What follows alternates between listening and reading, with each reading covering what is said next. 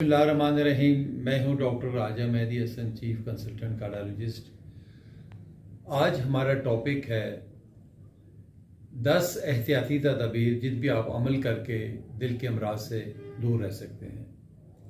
Number 1, diet, यानी खुराक में किस तरह आपने एतदाल करना है और कौन सी खुराक खानी है ताकि आप दिल के मर्ज से दूर रह सकें। सबसे पहले कि आप हेल्दी और फ्रेश जो चीज़ें हैं वो आपने इस्तेमाल करनी है। हेल्दी का मतलब है कि ऐसी चीज़ें जिसमें ऑयल, घी और ये चिकनाहट, चर्बी वाला बिल्कुल ना हो। उसमें फ्रेश फ्रूट्स, वेजिटेबल्स ज़्यादा शामिल हो सकते हैं।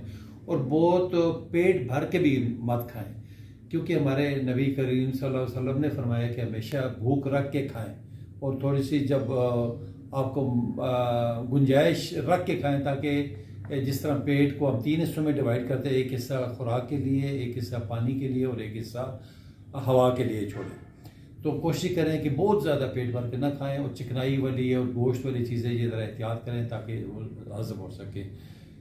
नंबर 2, उसमें ये कि आपका जो वॉक और एक्सरसाइज, रोज़ाना 40 मिनट ब्रिस्क वॉक करें, यानी कि खाली पेट ज़ोर ज़ोर से पैदल चलने को हम कहते हैं कि ब्रिस्क वॉक है। इससे ना सिर्फ आप हेल्दी और स्मार्ट रहेंगे, बल्कि आपका जो ब्लड प्रेशर है, शुगर है, कोलेस्ट्रॉल है और जो ओबेसिटी है, जो मोटापा है, वो भी कोई 20 से 25% तक वो आपका कम हो जाएगा उससे।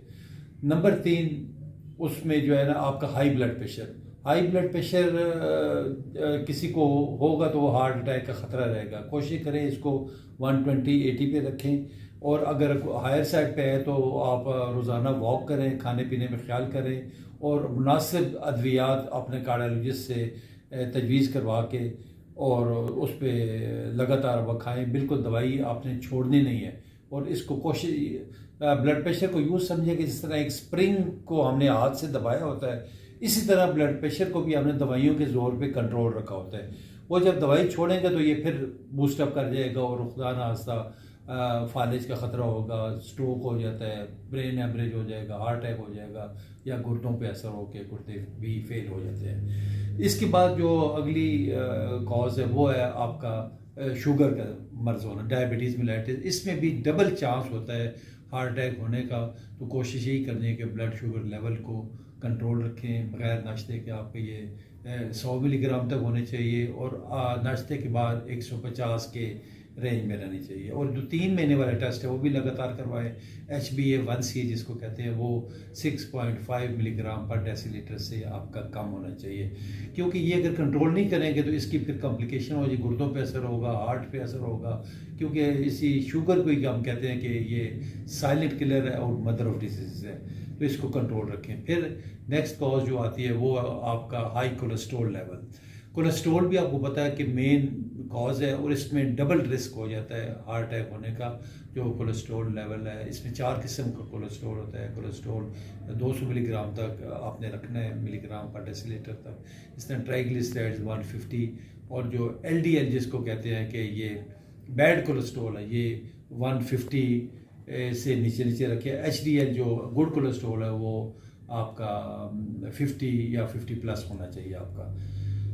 तो ये क्योंकि मेन रिस्क है, इसकी शरीयानों के अंदर जाके जम जाता है और हार्ट अटैक का ख़तरा रहता है। इसी तरह नेक्स्ट कॉज जो है वो आपका टोबैको, उसमें जो स्मोकिंग है उसमें सिगरेट है, सिगार है, नस्वार है, हुक्का, बीड़ी, गुटखा, ये सारी चीज़ें शामिल हैं और ये हार्ट अटैक का बायस बनते हैं। और निकोटीन की वो इसके अंदर होती है और ये जो एथेरोस्क्लेरोसिस प्रोसेस है उसको ज़्यादा वो बूस्टअप करते हैं और जल्दी डबल रिस्क होता है हार्ट अटैक होने का। तो इसलिए कोशिश करें कि स्मोकिंग को भी और जो टोबैको भी कंट्रोल रखें। जो 7वीं काज है वो ओबेसिटी, तो यानी मोटापे को भी आपने कंट्रोल रखना है, क्योंकि मोटापा बजाते खुद बहुत बड़ी बीमारी है और इसकी वजह से ही हाई ब्लड प्रेशर, शुगर और बाकी जोड़ों की बीमारी भी होने का अंदेशा रहता है। तो जो BMI लेवल है, अगर आपको अपनी हाइट और वेट पता है तो आप BMI निकाल सकते हैं और उसको 25 तक अगर आया तो वो नॉर्मल है। 25 और 30 के इन बिटवीन